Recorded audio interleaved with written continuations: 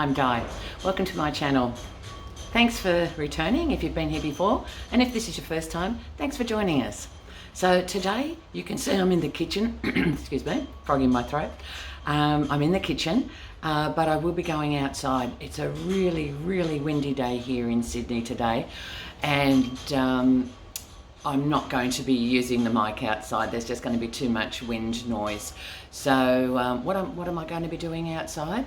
I've got a lot of cabbages, so I'm going to be harvesting a lot of cabbages. I've also got to water the garden while I'm out there, but yes, I'll be harvesting cabbages and anything else that's ready to harvest. I've been picking beans, green and yellow beans, string beans, and I've been picking them every 2 days. So I picked them yesterday. I don't expect that there'll be too much there, but I may pick some beans while I'm down there, and we'll have a look and see what else there is to pick. And when I come back up to the kitchen, I'm going to be looking at what am I going to be doing with a whole lot of cabbage. So it's just a seasonal thing, you know. Even though I try to stagger my plantings, I seem to get a glut of food all at the one time. So, you know, it'll happen with anything, with leeks, with tomatoes, with cabbages. But what we need to do, if we spend all that time growing things from seed, planting them, nurturing them, and then getting ready to harvest, it's very important that we don't waste any of that food. Now, at the moment, I think it's worldwide, the prices of things are just through the roof. But here in Australia, because we've had so much flooding, fruit and vegetables, the prices have gone up, and they'll be continuing to go up because we're still experiencing a lot of flooding in the eastern states.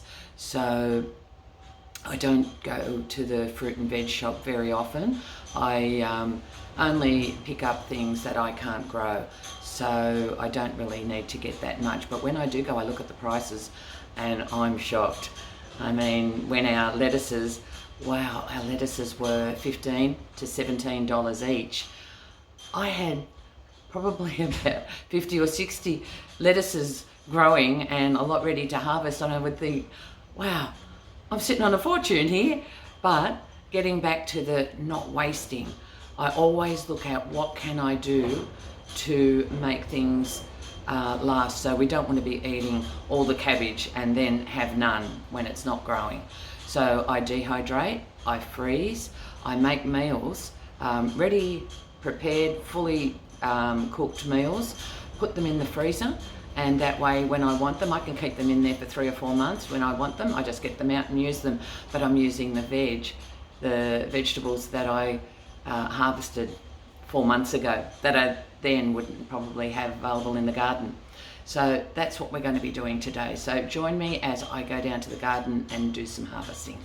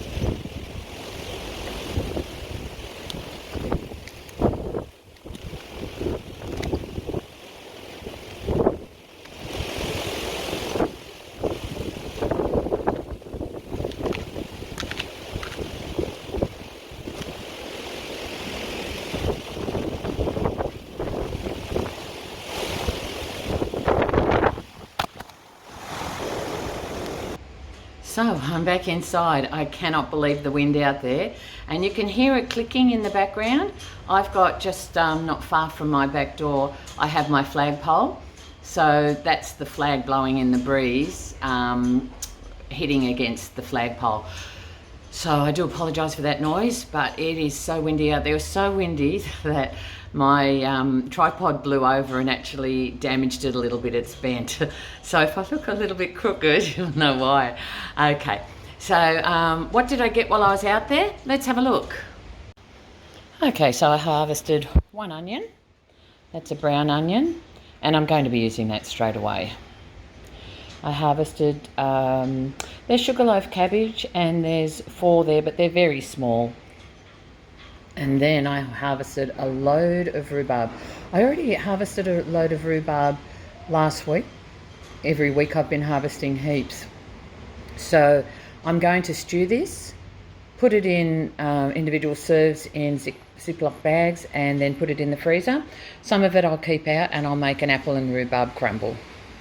So from that harvest, I've shredded all the cabbage and washed it, and I even soaked it in a little bit of vinegar water just to make sure that if there was anything in there that it's been dealt with. So everything's organic, so as I was cutting through I did find some slugs and some caterpillars. I picked out everything. I was very careful, but any residue that they might have left behind or whatever, I've done it with vinegar and flushed it right out with lots and lots of water, so that's all good to go. And what we're going to do with that, as I said, it's very important to, when you have a harvest, not to waste any of it, especially all the work that goes into it. So I'm going to be dehydrating some of this.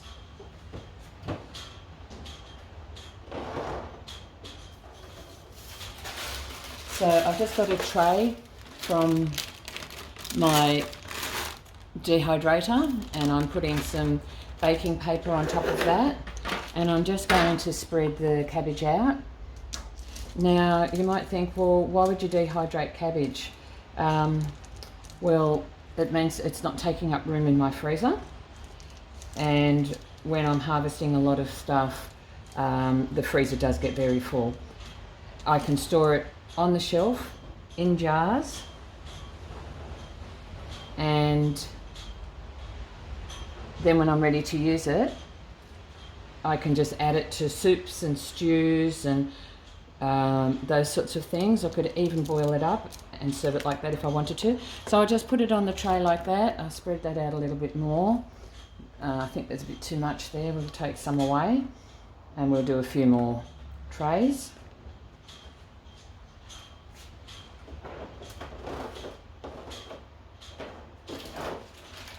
In the past, I've made sauerkraut when I've had a lot of cabbage. Yeah, it was nice, but I'm not a real big sauerkraut eater, and I don't really have that much use for sauerkraut. So while it's a really good way of preserving it, and sauerkraut is very, very healthy for you, but it's just something, I've still got a few jars left. So after I make the sauerkraut, I water bath can it, and that will keep it on the shelf for a couple of years. So there's still quite a lot of cabbage there, but I've got plans for this. So one of them I'm going to, or sorry, one lot of it, I'm going to make what we call chow mein. Another name for it is cabbage stew. So it's made with mince and a lot of other vegetables. So we'll make that, and we'll also make coleslaw. So I'll show you those. I won't go through each individual recipe. I'll make separate videos for that, because otherwise this video is just going to be way, way too long. I have done that in the past where I've put a lot of recipes together, and the video comes out to, you know, sometimes only an hour. So I'll put the links for the recipes that I'm going to be making, but I'll show them to you when I've done them.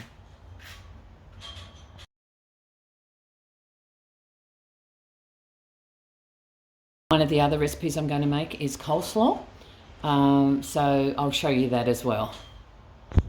So there you have it. That's coleslaw done Di's way. I hope that you try this. I hope that you enjoy it. And if you'd like to leave some comments, please do. Thanks for joining me on this video, and I hope to see you back again soon. Bye.